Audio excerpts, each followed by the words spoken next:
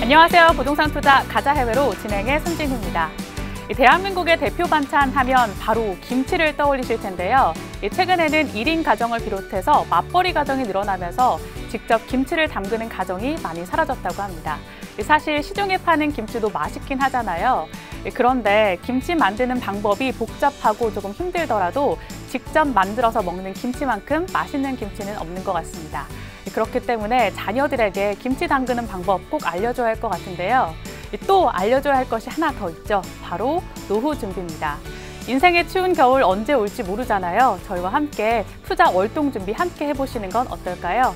여러분의 부동산 투자 고민 상담해드리기 위해서 무료 상담 전화 열려 있습니다. 지금 하단에 보이고 있죠? 서울 지역번호 02-2638-3922번으로 전화 주시거나 혹은 유료 문자 100원이 부과되는 샵 3989번으로 문자 주시면 됩니다.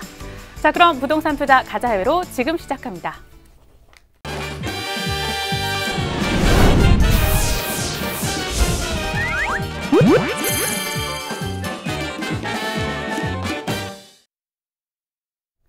네, 부동산 투자 가자 해외로 이전에는 해외 부동산 하면 소위 큰 손들만 하는 그들만의 리그라는 생각이 참 많았는데요. 최근에는 비교적 높은 수익률을 비롯해서 안전자산이라는 인식 때문에 참 많은 사람들이 관심을 갖고 있다고 합니다. 또 아는 사람만 큰 돈을 번다고 하잖아요. 오늘도 저희 부동산 투자를 책임져줄 전문가 모셨습니다. 주식회사 카라의 김진성 대표님 나오셨습니다. 대표님 안녕하세요. 예, 안녕하십니까. 예, 안녕하십니까. 주식회사 카라 김진성입니다. 오늘도 많은 정보, 유익한 정보 얻어가시는 시간 되시길 바라겠습니다. 감사합니다. 네, 지난 시간에는 호치민에 대한 이야기 나눠봤는데요. 이번 시간에는 베트남의 양대 산맥이라고 볼 수 있죠. 바로 하노이에 대한 이야기 한번 나눠보겠습니다. 베트남 인구가 9,400만 명이라고 하는데요. 하노이와 호치민 인구는 1,900만 명에 다다른다고 합니다. 이 대도시 인구가 급속하게 증가하고 있다고 하는데요. 그렇기 때문에 많은 사람들이 베트남 경제 성장에 관심을 많이 갖고 있다고 합니다. 대표님, 하노이 부동산 시장 흐름 어떤가요? 예, 지난주에 저희가 호치민 부동산 동향에 대해서 좀 말씀을 드렸습니다. 근데 어저께 신문에 보면 이런 기사가 떴습니다. 전 세계의 여러 부동산들을 비교했는데요. 그 중에서 최근 10년간 가장 많이 오른 지역이 어디냐고 이렇게 나왔는데 그게 바로 베트남입니다.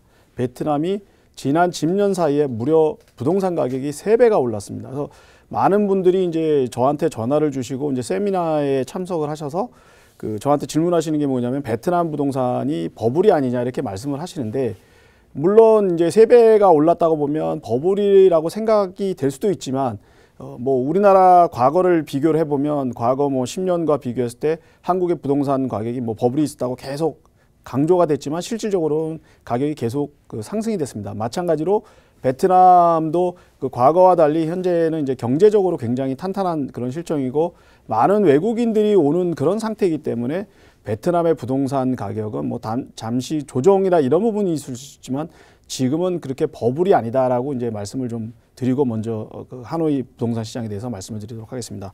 하노이 부동산 시장은 사실 저희 한국 분들한테는 많이 알려진 그런 시장이 아닙니다. 왜냐하면은 호지민 시장이 원체 많이 알려지고 또 호지민에 많은 한국 분들과 많은 외국인이 가다 보니까 지금까지는 호지민 시장에 굉장히 많은 초점을 저희가 주고 또 많은 분들이 이제 관심을 가졌습니다. 근데 최근 들어서 이제 호지민보다는 하노이 쪽에 좀 개발을 많이 진행하는 상태이고 또 베트남 정부 입장에서는 지역 균형 발전이라는 부분이 있기 때문에 너무 호지민 쪽에 편중되는 것보다는 하노이라든가 다낭이라든가 또 다른 성에도 어떤 경제라든가 부동산의 어떤 여러 가지 면에서 좀 분산을 시키는 그런 정책들을 많이 피고 있습니다. 그러다 보니까 상대적으로 호지민 시장은 제한적인 게 많이 있는 상태이고 하노이 시장은 최근 들어서 신도시 건설이라든가 이런 부분에서 굉장히 좀 화랑을 받고 있는 그런 상태라고 하겠습니다. 그러면 제일 먼저 베트남의 어떤 현상에 대해서 먼저 말씀을 드리고 하노이 부동산 시장에서 한번 말씀을 드려보도록 하겠습니다. 우선은 이제 항상 베트남이라는 국가를 저희가 먼저 좀 살펴봐야 되는데 지난 시간에도 말씀드렸지만 베트남 부동산 시장이 지금 호황세를 이끌고 있는 가장 큰 이유는 경제적 탄탄한 경제 어떤 성장이 어떤 바탕을 두고 있다는 것을 다시 한번 말씀드리겠습니다. 지금 상반기에 베트남 전체 GDP 성장률이 6.76%입니다. 한국이 뭐 2%, 3% 얘기하고 있는데 베트남은 6.76%고 최근에 그 발표된 자료에 따르면 내년도 GDP 성장률도 6% 후반, 뭐 6에서 7% 정도를 또 계속해서 잡고 있다고 합니다. 그렇게 따지면 2019년에 이어서 2020년도 베트남의 그 경제, GDP 성장에 따른 어떤 경제 성장이 지속적으로 될 수 있고 그러다 보면 이제 베트남의 어떤 부동산 시장도 계속해서 화랑을 이루지 않을까 그렇게 예상이 되고 있습니다. 뭐 지난 시간에 말씀드렸지만 GDP의 42.4%가 서비스업 그리고 건설 및 제조업이 34.2%입니다. 아직까지 뭐 한국과 달리 4차 사업이나 이런 쪽은 뭐 많이 그 발달되지 않았지만 전통적인 산업군이 탄탄하게 그 경제 성장을 그 뒷받침하고 있다 이렇게 설명을 드릴 수 있겠습니다. 그리고 이제 외국인 투자는 그 상반기에 9%가 감소가 되긴 했지만 이거는 이제 그 베트남이라는 국가 자체의 어떤 문제라기보다는 전 세계 글로벌 경기가 어렵다 보니까 이제 베트남도 마찬가지로 좀 외국인의 어떤 투자가 축소가 됐다고 생각을 하시면 될 것 같습니다.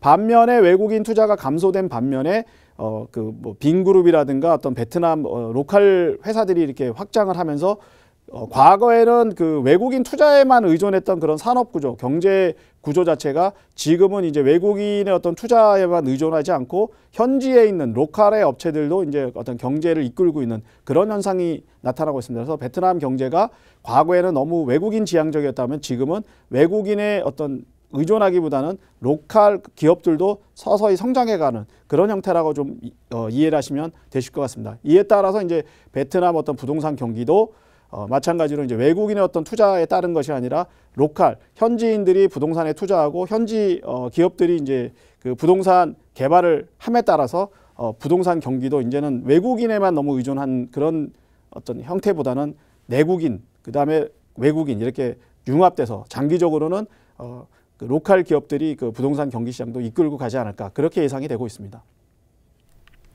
네, 베트남 GDP가 7% 가까이 되니까요. 경제 성장률이 엄청나게 오르고 있다라는 방증이 되지 않을까 싶습니다. 그렇다면 투자 유형별로 한번 살펴볼게요. 특히나 인기가 많은 오피스에 대해서 알아볼 텐데요. 1차원적인 임대에 벗어나서 공유 견제를 활용한 공유 오피스도 참 인기가 많다고 합니다. 이 흐름 어떤가요?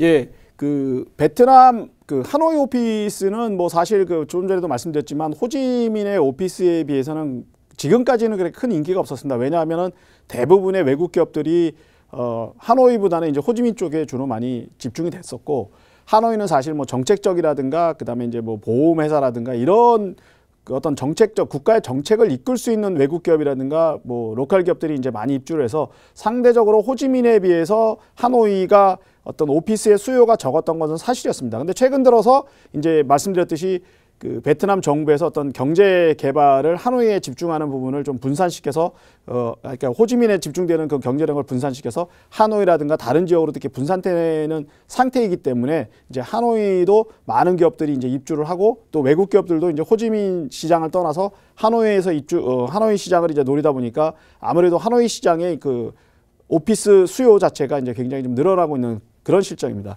실질적으로 이제 하노이 오피스 임대 가격을 보시면 지속적으로 이렇게 성장하는 모습을 볼 수가 있습니다. 이게 이제 그 우리가 흔히 얘기하는 그레이드 A라고 해서 좀 그 대로변에 있고 오피스도 좀 최신 시설이고 좀 잘 돼 있는 그런 오피스를 보시면 될 것 같은데요. 오피스가 이렇게 계속 지속적으로 가격이 오르고 있고 현재는 제곱미터당 26.4불에 그 달하고 있습니다. 그리고 조금 이제 이면도로에 있고 저희로 얘기하면은 조금 뭐 시설이 좀 떨어지고 이런 오피스 같은 경우는 계속 보면 뭐 가격이 거의 뭐 떨어지고 오르는 거 없이 계속 지속적으로 유지가 된다고 보시면 될 것 같습니다. 한 제곱미터당 14.3불 정도 되는데 그 이유가 뭐냐면 그레이드 A 오피스는 외국 기업들이 굉장히 많이 들어오고 또 그 로컬 기업 중에서도 그 대기업들이 그 수요를 굉장히 많이 찾는다고 하면은 반면에 그 그레이드 B 같은 경우는 로컬 기업 중에서 조금 영세한 기업들이 찾다 보니까 임대료 자체 그 수요 자체가 상대적으로 적습니다. 그래서 임대료가 크게 상승되지 않고 뭐 평균적으로 쭉 이루어진다고 보시면 될 것 같고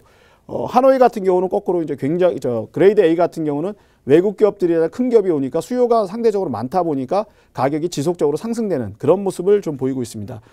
이 부분을 이제 호지민하고 한번 비교해서 한번 말씀을 드려보도록 하겠습니다. 지난 시간에 이제 호지민에 대해서 호지민 오피스 그 임대에 대해서 제가 말씀을 잠깐 드렸는데요. 호지민 같은 경우는 뭐 계속해서 상승되는 부분은 하노이하고 거의 같습니다. 근데 그 호지민 같은 경우는 지속적으로 오르다기보다는 오르다가 뭐 급상승해서 이제 그대로 가는 상태고, 그 다음에 이제 B급 같은 경우도 마찬가지로 이제 계속해서 오르고 있는 그런 상태라고 보시면 될 것 같습니다. 뭐 하노이든 호지민이든 둘 다 오피스의 임대 가격으로 본 그 상태로 봤을 때는 계속해서 상승되는 부분은 분명히 같은데, 차이가 뭐냐면 이 바로 그 제곱미터당 그 가격입니다. 임대 가격입니다. 호지민 같은 경우는 그레이드 A가 이제 뭐 46.7달러에 해당되는데, 하노이 같은 경우는 26.4달러입니다. 그러면은 뭐 가격으로 따지면 한 50%, 60% 수준이라고 보시면 될 것 같고, 그레이드 B 같은 경우는 23.5가 호지민인데 제곱미터당 14.3이 하노이입니다. 역시 한 뭐 60% 정도 수준입니다. 이렇게 보시면 아직까지는 호지민에 비해서 상대적으로 하노이의 그 오피스 임대 가격은 굉장히 낮다. 이 얘기는 무슨 얘기냐면 전반적으로 하노이의 부동산 가격이 호지민의 가격에 비해서는 상대적으로 낮다. 그 얘기는 수요가 아직까지는 호지민에 비해서 하노이가 낮다 보니까 가격 형성이 상대적으로 낮은 것으로 돼 있다. 이렇게 보시면 될 것 같습니다. 하지만은 하노이도 이제 계속해서 개발이 되고 또 많은 기업들이 오다 보면 그 호지민에 비해서 지금은 굉장히 열세하지만 앞으로의 그 상승폭은 호지민보다 훨씬 더 크지 않을까, 그렇게 예상이 되고 있습니다. 네, 베트남 시장에 대해서 계속해서 알아보고 있습니다. 베트남 오피스 시장에 대해서 알아보고 있는데요. 그렇다면 베트남 오피스 공실률 현황과 비롯해서 공유 오피스 현황도 한번 알아볼게요. 어떤가요? 예, 지금 현재 그 하노이 오피스 같은 경우는 공실률이 한 그 그레이드 A 같은 경우는 8.2%, 그리고 그레이드 B 같은 경우가 한 10.6%입니다. 호지민에 비해서는 상대적으로 공실률이 높은 편인데, 그래도 10%대 뭐 10% 미만이라는 거는 공실률이 상대적으로 그렇게 높다고는 할 수가 없습니다. 왜냐하면 뭐 그 들어오고 나가는 기간을 따지게 되면은 오피스 자체가 뭐 굉장히 공실률이 아직까지는 낮은 상태다. 보통 이제 20% 30% 넘어가면 이제 저희가 공실률에 어떤 문제가 있다고 생각을 하는데, 10% 수준이라면은 공실에 그렇게 큰 문제가 없다. 다시 말씀드려서 공급에 비해서 아직까지는 수요가 어느 정도 지탱을 해준다. 이렇게 보시면 될 것 같습니다. 이 부분은 이제 하노이하고 그 호지민하고 한번 비교를 해서 말씀드리겠습니다.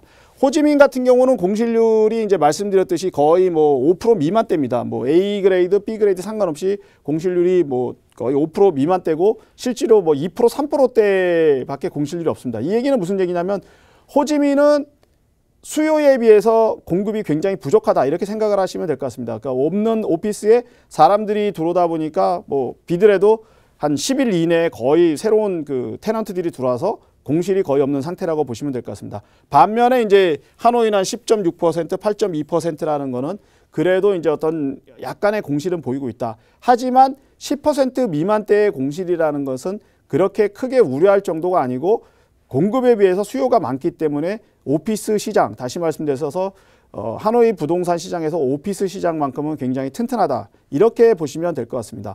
이 그 공실률이 적은 이유 중에 하나가 또 뭐냐면은 제가 계속해서 말씀을 드렸습니다만은 그 최근 들어서 베트남에 창업 기업이 많다 보니까 창업 기업들이 처음에는 단독으로 오피스를 얻는 부분이 굉장히 어려운 부분이 있습니다. 그래서 이제 그 기업들이 공유 오피스를 사용하기 시작했고, 또 이런 그 오피스 큰 건물에 공유 오피스, 대규모 그 회사들이 공유 오피스를 하는 그 회사들이 들어와서 사무실을 사용하게 됨에 따라서 크게 이제 공실률이 줄어드는 그런 현상이 또 일어났습니다. 이번에는 이제 그 하노이의 공유 오피스에 대해서 한번 말씀을 드려보겠습니다. 그 호지민 같은 경우는 뭐 거의 4만 스퀘어미터 정도가 이제 공유 오피스로 사용되고 있는데, 하노이 같은 경우도 거의 지금 이제 4만 스퀘어미터 정도를 공유 오피스로 쓰고 있는 실정입니다. 말씀드렸듯이 그 공실률은 사실 공유 오피스하고 상관이 있고, 이제 뭐 한국 같은 경우는 사실 공유 오피스가 생기다 보니까 어떤 부분이 생기냐면 기존 빌딩에 어떤 공실이라는 부분이 생겼는데, 호지민이나 하노이나 베트남 같은 경우는 아직까지는 그런 단계에 이르지 못했습니다. 그 이유는 뭐냐면 오피스가 재건축되고 뭐 새로 개발되는 부분은 이제 거의 없고, 베트남의 지금 부동산의 어떤 시행이라든가 재개발 이런 부분은 대부분이 그 아파트라든가 뭐 상가 부분에 집중이 돼 있다 보니까 오피스의 개발이 상대적으로 그 적어서 어떤 공급량이 그렇게 많지 않기 때문에 공실률이 줄어든다. 그리고 또 그 공실이 있는 부분을 공유 오피스가 메꾸기 때문에 실질적인 공실률은 거의 없는 상태라고 말씀을 드리겠습니다. 그래서 베트남의 하노이, 그리고 호지민, 베트남 전반적으로 봤을 때 어떤 오피스 시장은 아직까지는 굉장히 탄탄하다. 이렇게 제가 말씀을 드리겠습니다. 네, 베트남의 경우 많은 스타트업 기업들이 생겨나고 있기 때문에 오피스 시장은 계속해서 긍정적인 흐름을 이어가지 않을까 생각이 듭니다. 그렇다면 상가 시장의 경우 호치민과 비교했을 때 어떤 흐름 가져가고 있을까요? 예, 먼저 그 하노이 상가 시장 임대가에 대해서 한번 말씀드리겠습니다. 항상 그 상가의 임대가는 뭐 여러 층으로도 계산할 수 있는데 항상 그 앵커 테넌트가 들어오는 1층을 저희가 눈여겨 보셔야 될 것 같습니다. 1층 하노이 상가 임대가 같은 경우는 제곱미터당 한 100불 수준이라고 보시면 되겠습니다. 저희가 뭐 생각하는 굉장히 이제 큰 그 뭐 대로변에 있고 큰 건물의 1층 상가 같은 경우는 한 100불 스퀘어미터당 한 100불 정도라고 보시면 될 것 같습니다. 그리고 조금 떨어지는 지역이 31불, 그리고 시 외곽으로 갈수록 이제 가격이 점점 떨어집니다. 그래서 하노이도 그 호치민과 마찬가지로 그 시내의 어떤 상가의 1층 상가에 입점하기는 굉장히 어렵다. 그리고 입점을 하더라도 임대료 부담이 만만치 않다. 이렇게 제가 말씀을 드리겠습니다. 이 부분을 이제 지난번에 말씀드렸던 그 호치민하고 한번 비교를 해서 말씀을 드리도록 하겠습니다. 호치민 같은 경우는 제곱미터당 그 130불 시내 중심 기준입니다. 그리고 하노이 같은 경우는 시내 중심이 제곱미터당 100불. 뭐 가격대로 보면 한 80% 수준, 그 하노이가 호치민에 비해서 1층 그 상가의 임대가는 한 80% 수준이라고 좀 보시면 될 것 같습니다. 그리고 시 외곽 같은 경우는 이제 호치민이 36불인데 하노이 같은 경우는 25불, 31불 수준이니까 마찬가지로 한 80% 수준이라고 보시면 될 것 같습니다. 그래서 아직까지는 하노이가 호치민에 비해서 상가의 임대가가 굉장히 낮고, 이 얘기는 무슨 얘기냐면 많은 기업들이 이제 호치민에 집중되다 보니까 상가의 어떤 수요가 많고 공급이 이제 적다 보니까 상가의 임대값이 계속해서 이제 호치민은 지속이 돼서 올라갔는데, 하노이는 그동안은 상대적으로 호치민보다는 많은 기업들이 가지 않고 그 외국 그 기업들이 진출을 상대적으로 적게 했습니다. 그러다 보니까 임대가가 낮았는데, 보시다시피 이제 점차 그 하노이도 임대가가 올라가는 그런 추세이기 때문에 앞으로는 그 호치민과 하노이의 임대가 자체가 상대적으로 이렇게 지금도 많이 그 하노이가 올랐습니다만은 상대적으로 앞으로 더 차이가 줄어들지 않을까, 그렇게 예상이 됩니다. 네, 베트남 시장에 대해서 계속해서 알아보고 있습니다. 그렇다면 상가 공실률 현황 어떨까요? 예, 그 상가 공실률 같은 경우는 이제 그 오피스하고 마찬가지로 10% 미만입니다. 뭐 시내 중심도 9.4%고 뭐 8.3%, 시내 중심 같은 경우는 2%입니다. 뭐 2%라는 얘기는 지금은 거의 뭐 만약에 한 가게가 나와서 새로운 가게가 들어오는데 시간이 굉장히 짧다는 얘기입니다. 다시 말씀드려서 임대인 입장에서는 뭐 굉장히 지금 좋은 시장이고, 임차인 입장에서는 상대적으로 비싼 돈을 내고 들어올 수밖에 없는 그런 상황입니다. 그 이유 중에 하나가 뭐냐면 호치민도 그렇지만 하노이 같은 경우는 굉장히 그 옛 동네, 그러니까 과거에 지어졌던 동네가 개발하기가 굉장히 어려운 그런 상태로 되어 있습니다. 뭐냐면 밀집 지역이고 길도 좁고 이렇기 때문에 개발이 안 되기 때문에 새롭게 뭘 지으려고 그러면 굉장히 어려운 실정입니다. 그러다 보니까 이제 굉장히 좀 임대가가 상대적으로 비싸고, 그럼에도 불구하고 들어오려는 수요는 많기 때문에 현재 보시면 공실률이 굉장히 낮은 상태, 2% 수준이라는 것을 보실 수가 있겠습니다. 그리고 외곽으로 나가도 새롭게 이제 지은 부분이 있다고 쳐도 상가의 어떤 공실률이 굉장히 낮은 상태니까 어떻게 보면은 지금 하노이의 그 상가 시장도 굉장히 좋은 상태다, 이렇게 말씀을 드리겠습니다. 이를 이제 호치민하고 한번 비교를 해보겠습니다. 시내 같은 경우는 뭐 호치민은 1.6%, 하노이는 2%, 거의 같은 수준입니다. 그러니까 뭐 시내의 1층에 뭐 1층뿐만 아니고 모든 상가에 입점하시기는 굉장히 어렵다. 그래서 만약에 베트남에 뭐 하노이나 호치민에 진출하셔서 그 사업을 하실 계획이 있으시다 그러면 이 부분에 대해서 충분히 검토를 하셔야 됩니다. 이 얘기는 무슨 얘기냐면 상가를 구하기가 굉장히 어렵기 때문에 어떤 진출 전략을 세우면 제일 우선적으로 하셔야 되는 게 그 입지, 상가를 확보를 하셔야 됩니다. 그 상가를 확보를 하시려면 많은 정보를 얻으셔야 되고, 또 여러 가지 조사를 하셔서 미리 어떤 그 지점을 정해놓지 않으시면 굉장히 진출하시기에 어떤 시기적으로 어려움이 있을 수가 있습니다. 그 시 외곽 같은 경우도 뭐 7.7%, 9.4%, 8.3%니까 상대적으로 시내 중심보다는 상가를 얻기가 쉽지만 시 외곽으로 나가셔도 어렵다는 얘기이기 때문에 그 베트남 하노이나 호치민에 그 공이 진출하시는 분들은 이 부분을 충분히 고려를 하셔야 됩니다. 반면에 뭐 베트남 그 업체뿐만 아니고 한국 업체들이 이제 개발을 해서 뭐 상가를 짓는다 그러면 상가 시장은 아직까지는 공실률을 봤을 때는 굉장히 튼튼하기 때문에 아직까지는 매력적인 시장이 아닐까, 그렇게 예상이 됩니다. 네, 베트남 상가 시장 알아봤습니다. 이 호치민에 비해서 하노이의 경우에는 80%의 가격 형성을 이루고 있다. 또 여전히 매력적인 시장이다. 이렇게 보시면 될 것 같습니다. 베트남 정부가 대규모 인프라 투자를 하면서 이 해외 투자자들이 많은 관심을 갖고 있는데요. 특히 관광 산업에 힘쓰고 있다고 합니다. 이 콘도 시장의 경우에는 어떨까요? 예, 콘도 시장에 대해서 한번 말씀을 드려보겠습니다. 콘도 시장은 이제 하노이나 호치민이나 공이 이제 그 한국의 어떤 개인 투자자들이 굉장히 관심을 많이 가지시는 지역이고, 또 그 TV를 보는 시청자분들께서도 제일 많이 질문하시는 분이고, 또 제일 많은 관심을 가지시는 분입니다. 우선 그 콘도의 정의에 대해서 한번 먼저 말씀을 드리겠습니다. 이 콘도 그러니까 이제 많은 분들이 생각하실 때 어떻게 생각을 하시냐면, 뭐 우리 한국에서 얘기하는 그 어떤 리조트, 어떤 내가 뭐 일주일에 한 번씩 가서 쉬고 뭐 이런 걸 생각할 때 그런 콘도가 아니고, 일반적으로 콘도라 하는 것은 이제 우리가 한국에서 얘기하면 아파트입니다. 주상복합이나 아니면 아파트, 이런 부분을 이제 콘도라고 얘기를 하는데, 뭐 쉽게 얘기해서 이제 아파트라고 생각을 하시면 될 것 같습니다. 그 아파트가 이제 그 최근에 제가 말씀드렸듯이 베트남의 부동산 개발의 뭐 대다수라고 보시면 될 것 같습니다. 호치민뿐만 아니라 하노이도 지금 굉장히 지금 개발 붐이 일어나고 있고요. 반면에 이제 지금 뭐 다낭이라 이런 부분 아직까지 시작을 하는데, 이제 그 두 지역이 이제 팽창이 되다 보면 나중에 이제 다낭이라 이런 부분도 이제 굉장히 뭐 시작이 되지 않을까 이렇게 생각이 됩니다. 지금 이제 그 제가 계속해서 말씀을 드립니다만은, 베트남 정부에서 너무 이제 호치민 쪽만 개발이 되고 이제 집중이 되다 보니까 이제 개발 분산 정책을 쓰고 있는데요. 그러다 보니까 상대적으로 그 신규 프로젝트에 대해서 호치민 쪽은 허가를 덜해주고 하노이 쪽은 허가를 만회해주는 그런 상황입니다. 그래서 보시면 공급이라는 면에서 호치민에 비해서 하노이가 지금 최근 들어서 공급이 많고 호치민은 공급이 많이 없는 실정입니다. 그 이유는 뭐냐면, 그 하노이는 이제 허가를 잘 내주는 반면에 호치민은 허가를 안 내주다 보니까 새로운 신규 프로젝트가 호치민 쪽에서 많이 이루어지지 않습니다. 반면에 이제 하노이는 뭐 신도시 개발이라든지 이런 부분에 의해서 그 새롭게 프로젝트가 많이 돼서 공급량이 늘어나고 있는 실정입니다. 그런 부분을 이제 저희가 좀 잘 보시고 뭐 투자를 하실 때도 그런 부분을 좀 잘 고려를 하시면 좋으실 것 같습니다.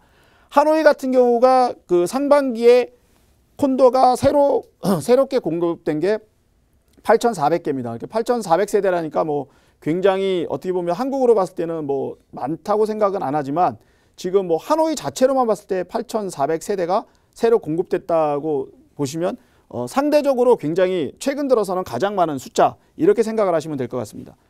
이것을 이제 호치민하고 한번 비교해 보시면, 호치민은 말씀을 드렸듯이 지금 약간 그 신규 프로젝트에 제한이 있어서 현재 한 상반기에 4,100개밖에 지금 공급이 안 됐습니다. 반면에 호치민은 8,400개. 하노이는 8,400개. 다시 말씀드려서 하노이가 호치민에 비해서 무려 공급이 2배가 늘었습니다. 이 얘기는 무슨 얘기냐면, 호치민은 개발할 땅도 없고 프로젝트 허가도 잘 안 나오고, 반면에 하노이는 개발할 땅도 아직 많고 허가가 잘 나오다 보니까 당분간은 호치민보다는 하노이가 공급이 많이 늘어나고, 이에 따라서 신규 아파트 공급량이 하노이 쪽이 많이 늘어날 것으로 예상이 됩니다.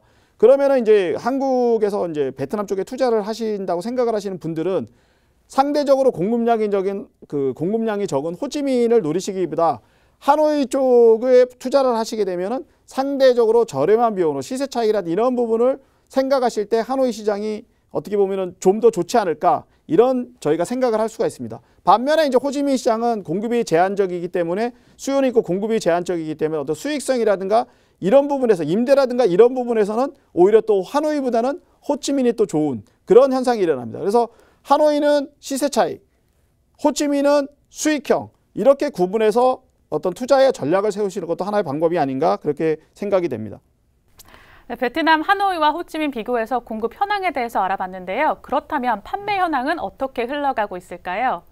예, 그 다음은 판매입니다. 이제 공급이 굉장히 중요합니다만, 이제 공급은 많은데 판매, 다시 말씀드려 수요가 없으면 결국은 뭐냐면 이제 공실의 부분이 생기고 가격 하락의 부분이 생기는데, 이 부분에 대해서 이제 다시 한번 저희가 짚어보도록 하겠습니다. 먼저 이제 그 하노이 자체만 봤을 때 그 좀 전에 말씀드렸듯이 이제 8,400세대가 그 신규로 그 하노이에 공급이 됐는데, 실제로 판매된 거는 9,000입니다. 그러면 그 단순 비교만 했을 때 공급이 8,400, 판매가 9,000이라는 거는 600개가 부족한 그런 상황입니다. 이렇게 봤을 때 그 수요와 공급의 수요와 공급에 따라서 가격이 결정된다는 그런 경제의 가장 기본적인 원리를 적용을 해도, 수요는 8,400인데 수요가 9,000인데 공급이 8,400라는 거는 벌써 600개 모자라는 부분이 생겨서 가격이 오른다는 부분을 단적으로 보여준다고 할 수가 있겠습니다.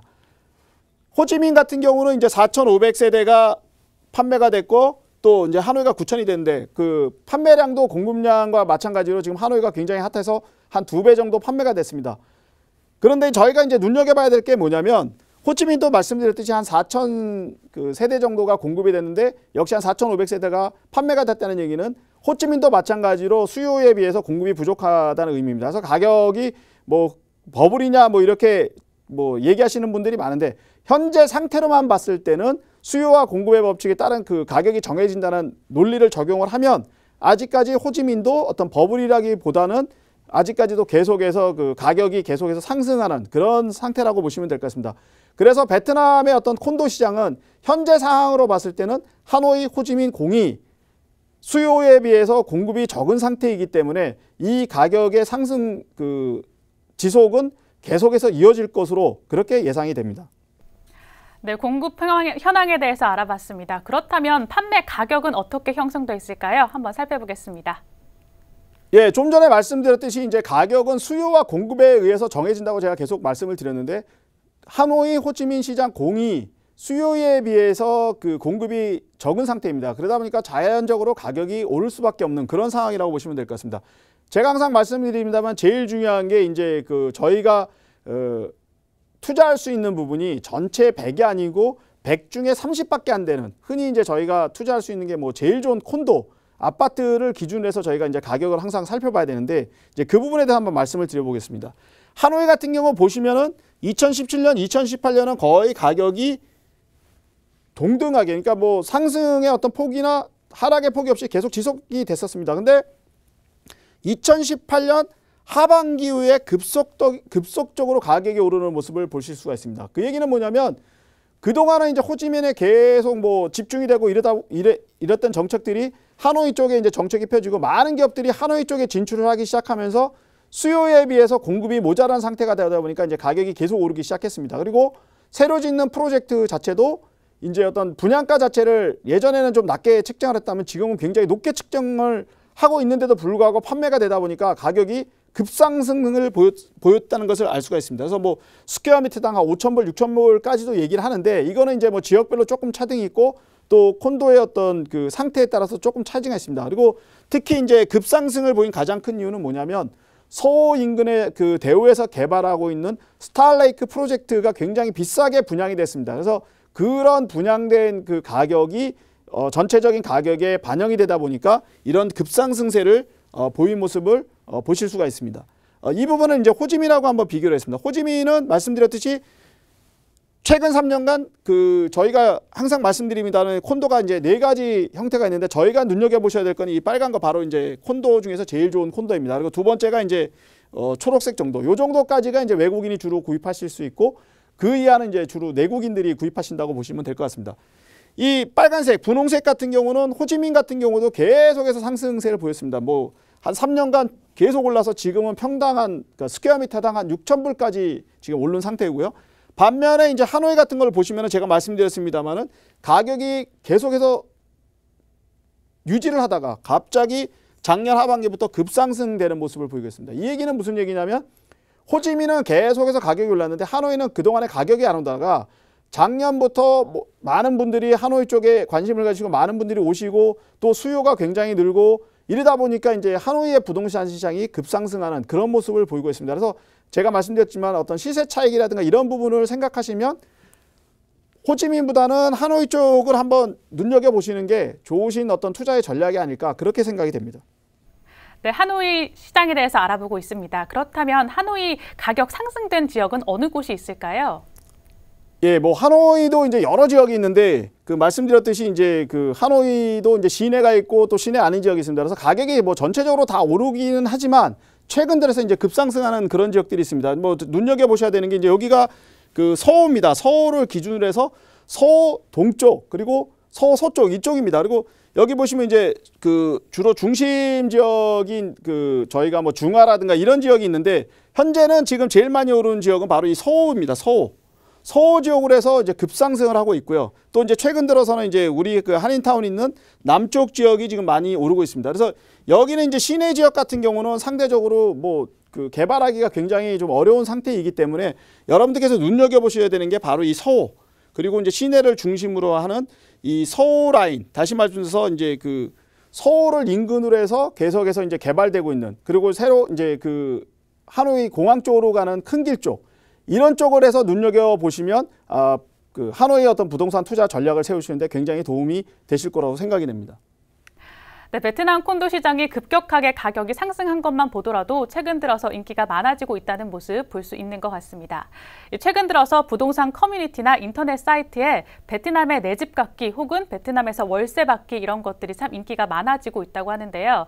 특히 빌라나 타운하우스 같은 주택에 관심이 많아지고 있다고 합니다. 이 부분 어떻게 흘러가고 있을까요?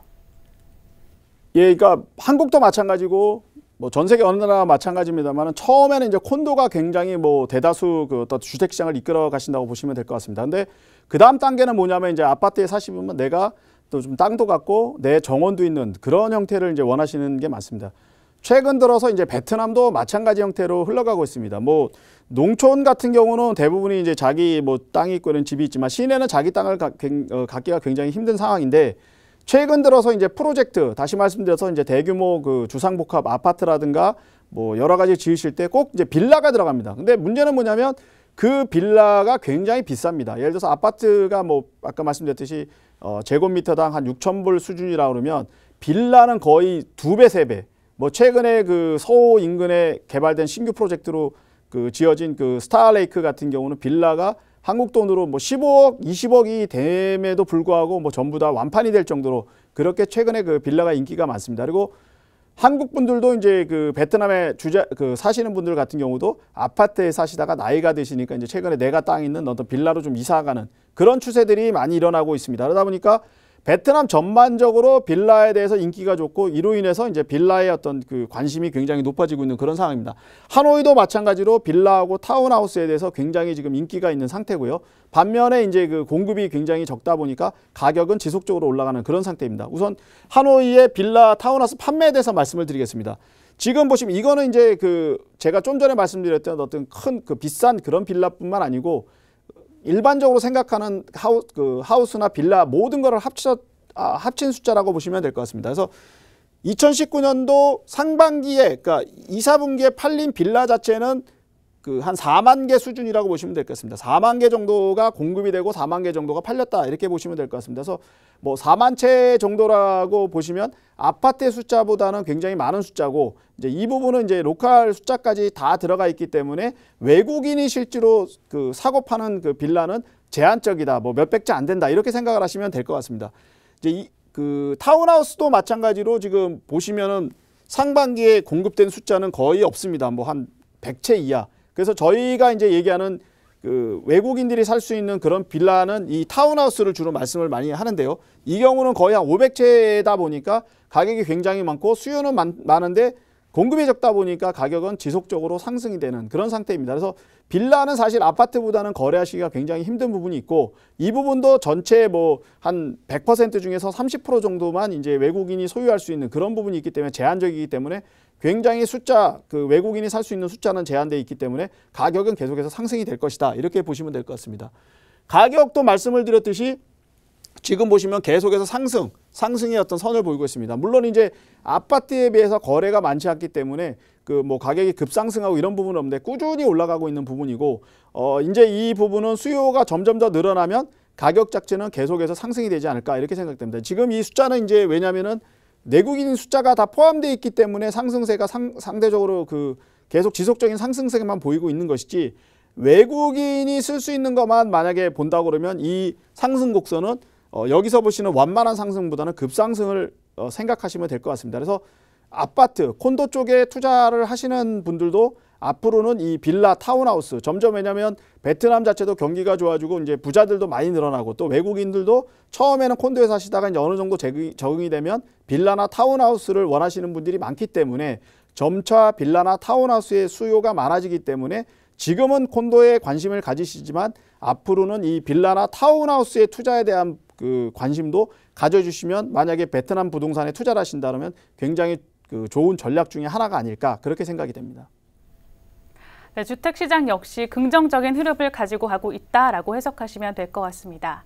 이렇게 해서 투자 유형별로 모두 살펴봤는데요. 부동산 투자 관련 문의 있으신 분들을 위해서 무료 세미나 준비되어 있다고 들었습니다. 자세히 설명해 주시죠.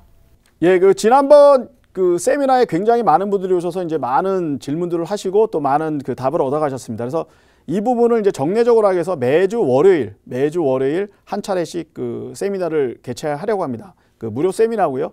장소는 삼성동에 있는 저희 카라 사무실입니다. 많은 분들이 이제 오시면 좋겠지만 저희 장소가 협소하고 많은 부분이 들어오실 수가 없기 때문에 저희가 연락을 받아서 선착순으로 한 10분 정도만 모시고 효과적인 그런 세미나를 개최하도록 하겠습니다. 네, 매일 오후 3시에 준비되어 있으니까요. 꼭 참석하셔서 많은 정보들 가지고 가셨으면 좋겠습니다. 세미나는 예약이 필수니까요. 꼭 예약하시고 참석하셨으면 좋겠습니다. 저는 잠시 후 여러분의 해외 부동산 컨설팅 해드리는 시간으로 돌아오겠습니다. 여러분 잠시만요.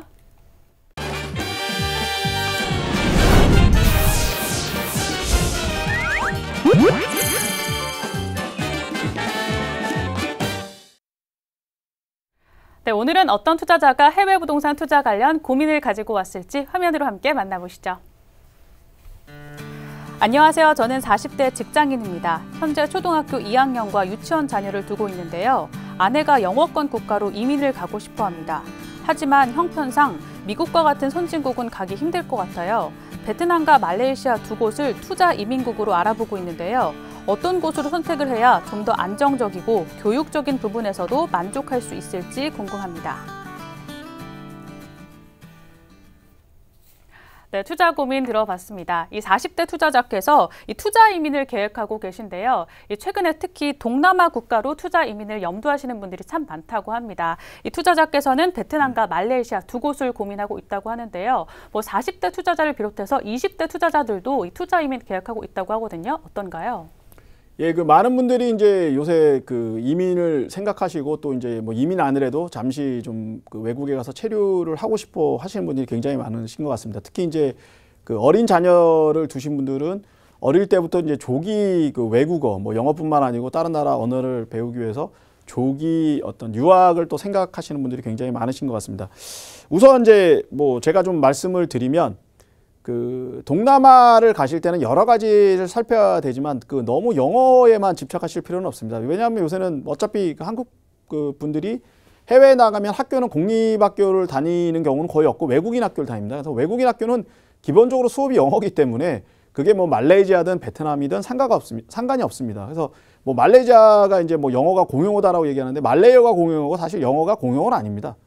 그래서 이제 말레이시아를 가든 베트남을 가든 어디를 가든 똑같습니다. 외국인 학교를 다녀야 되기 때문에 똑같은 부분이 있고 또 하나 생각하셔야 되는 부분이 이제 영어만 단순히 몇 년 배우고 오시면 좋은데 그게 아니고 이제 여기서 어떤 특례 이런 걸 또 생각하고 가시는 분들이 또 굉장히 많으신 것 같습니다. 그래서 제일 중요한 게 뭐냐면 어떤 나라를 택하실 때 그 나라에 가셔서 이제 뭐 때문에 가시느냐. 애 교육이면 자녀들 교육이면 자녀들 교육에만 집중을 시키셔야 되고 또 그렇지 않고 이제 다른 어떤 사업이라든가 이런 걸 생각하시면 그런 부분도 이제 생각을 하셔야 되는데 자녀 교육만 생각하신다 그러면 제 생각에는 베트남이 지금은 오히려 말레이시아보다 낫다고 생각을 합니다. 그 이유는 뭐냐면 저도 이제 자식을 이제 둘을 다 키웠습니다만은 외국어가 이제 영어만 하는 시대는 지났습니다. 영어 플러스 이제 다른 하나를 하셔야 되는데 지금은 이제 우리나라 입장에서 보면 가장 각광을 받는 나라가 이제 베트남입니다.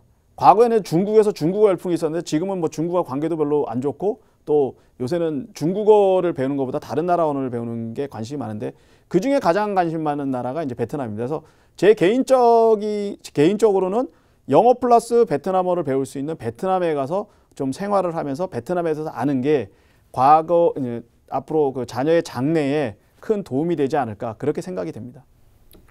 네, 두 마리 토끼를 잡기는 힘들다. 교육을 택하든 사업을 택하든 한 가지 집중해서 좀 결정하셨으면 좋겠다라는 말씀 해주셨습니다. 대표님께서는 베트남을 개인적으로 추천하셨는데요. 베트남과 말레이시아 차이는 어떤 것들이 있을까요? 예, 우선은 이제 베트남은 첫 번째로 투자 이민이나 이런 게 없습니다. 그러니까 왜 사회주의 국가이기 때문에 이민이라는 게 굉장히 힘들고요. 그러니까 그 얘기는 뭐냐면 영원히 외국인으로 살아야 된다는 얘기고요.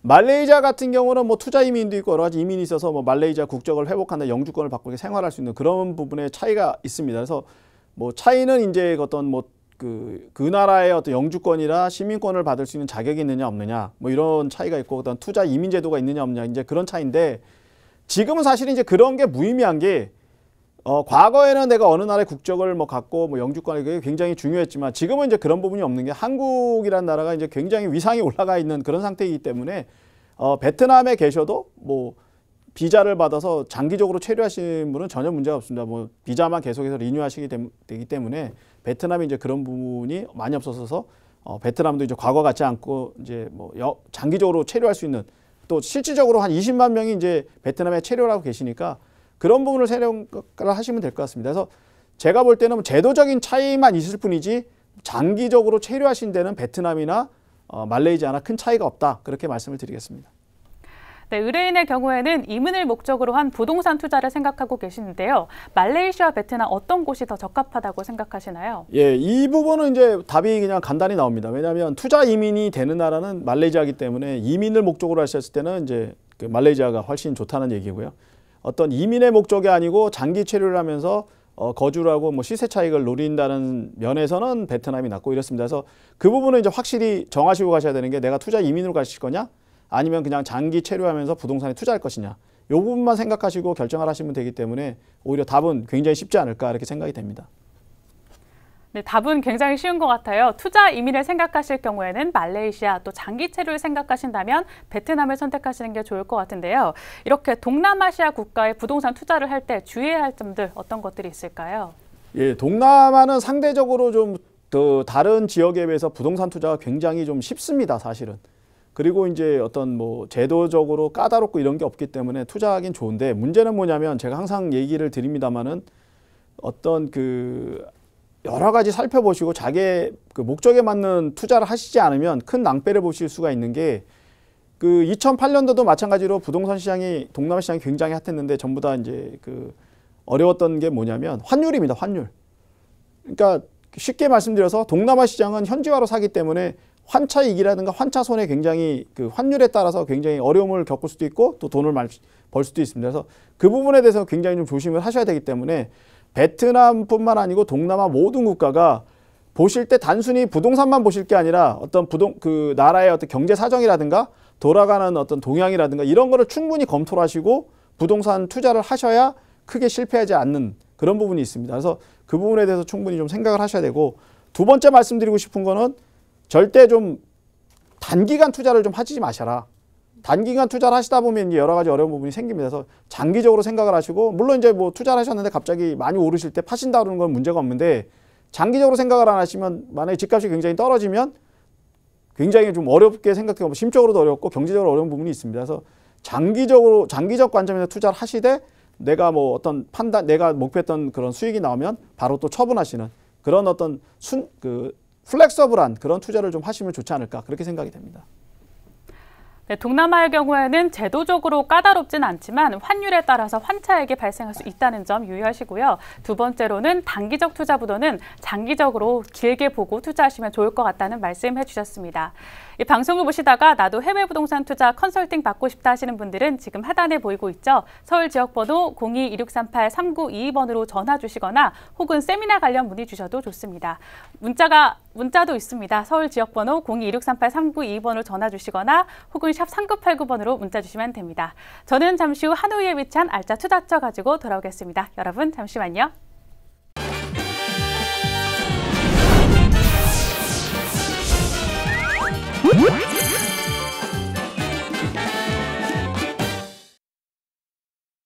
네, 세상은 넓고 좋은 부동산은 많다고 하죠. 오늘 이 시간에는 하노이에 위치한 알짜 투자처 준비했습니다.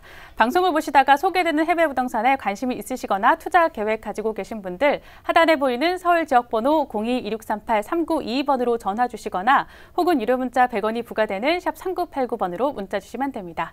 자, 그럼 오늘의 투자처 헐만으로 함께 만나보시죠. 네, 오늘의 투자처입니다. 위치는 베트남 하노이시에 위치한 아파트입니다. 준공연도는 2021년도 3월 예정입니다. 면적은 총 280만 제곱미터입니다. 구조는 총 4만 5천 세대로 외국인은 50년 사용권이 가능합니다. 예상 분양가는 평당 1,400에서 1,600달러로 예상됩니다. 네, 하노이에 위치한 오늘의 투자처 만나봤습니다. 자세한 입지 분석 한번 들어볼게요. 어떤가요? 예, 그 하노이는 말씀드렸듯이 이제 최근 들어서 막 여러 지역이 이제 개발이 되고 있는데요. 특히 이제 그 개발되는 지역이 이제 그 서울을 기준해서 서쪽 그리고 이제 서남쪽 이쪽이 많이 개발이 되고 있습니다. 지금 이 그 물건이 놓여 있는 곳은 바로 하노이 서남쪽입니다.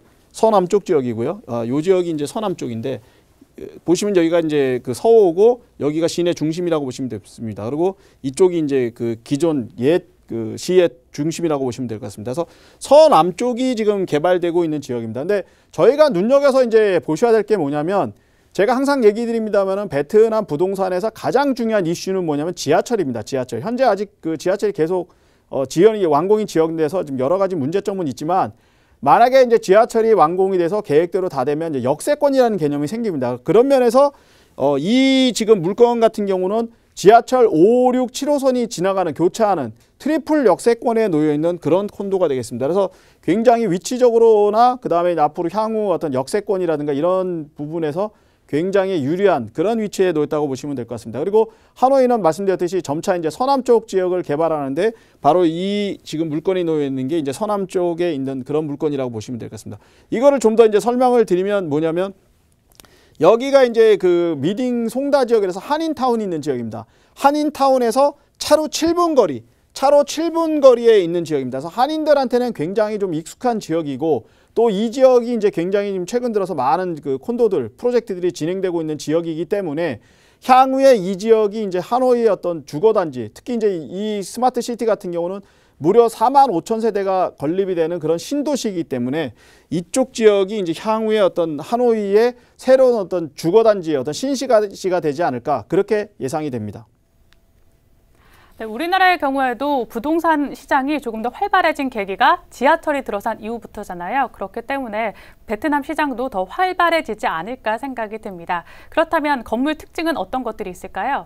예, 제가 말씀드렸습니다만은 이 지금 신도시 짓는 거는 가장 큰 게 스마트 시티입니다. 스마트 시티라는 거는 뭐 주차장이라든가 모든 거에 이제 그 시스템이 깔려 있어서 굉장히 편리하게 되어 있는 그런 시설입니다. 지금 베트남이 지금 추진하고 있는 사업 중에 하나가 이제 스마트 시티인데 그 스마트 시티에 해당되는 그런 것이라고 보시면 될 것 같습니다. 그래서 무려 4만 5천 세대의 아파트가 들어오고 또 빌라가 들어오고 또 인근의 학교라든가 여러 시설들이 들어오는 그런 굉장히 편리한 그런 지역이 되겠습니다. 보시면 이제 이런 프로젝트로 진행되고 있고요. 굉장히 이제 녹지도 많고 또 그 도로 자체도 그 어떤 계획된 그런 도시로 만들어지고 다시 한번 말씀드립니다. 지하철 3개 트리플 역세권에 있는 그런 프로젝트다 이렇게 보시면 될 것 같습니다. 제일 중요한 게 뭐냐면 이제 이런 그 스마트 시티를 짓는데 저희가 제일 중요하게 생각해야 되는 게 뭐냐면 이 프로젝트가 그 종합운동장 바로 건너편에 그 설립이 됩니다. 종합운동장 건너편에 설립된다는 얘기는 뭐냐면은 운동장하고도 또 연관되는 그런 스마트 시티라고 보시면 될 것 같습니다. 그래서 미딩 송다가 이제 어저께 축구도 했는데 그 미딩 송다의 종합운동장 그 인근에 있기 때문에 이런 부분에서도 또 굉장히 유리하다 이렇게 보시면 될 것 같습니다.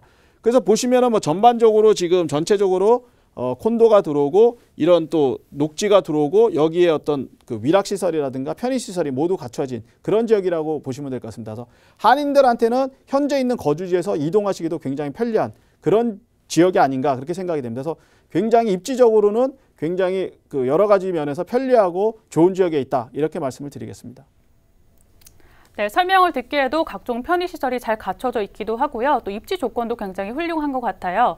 이 부동산 투자 관련 문의 있으신 분들을 위해서 무료 세미나 준비되어 있다고 들었습니다. 자세히 설명해 주시죠. 예, 세미나를 이제 매주 월요일 3시에 이제는 뭐 단순하게 그냥 세미나를 하는 게 아니라 부동산 투자에 관심이 있으신 분들을 모으고 같이 연구를 하고 이제 스터디를 하는 그런 저희가 세미나를 한번 운영을 해보려고 합니다. 그래서 매주 월요일 3시에 저희 삼성동에 있는 카라 회의실에서 저희가 매주 세미나를 개최하도록 하겠습니다. 네, 매주 월요일 3시에 세미나 준비되어 있으니까요. 세미나 참석하셔서 많은 정보들 가지고 가셨으면 좋겠습니다. 이 세미나는 예약이 필수입니다. 하단에 보이고 있죠. 서울 지역번호 02-2638-3922번으로 전화 주시거나 혹은 부동산 관련 문의 있으셔도 편하게 전화 주셔도 됩니다. 혹은 유료 문자 100원이 부과되는 샵 3989번으로 문자 주시면 됩니다. 오늘 자세한 말씀해 주신 대표님과는 여기서 인사하겠습니다. 네, 감사합니다. 네, 감사합니다.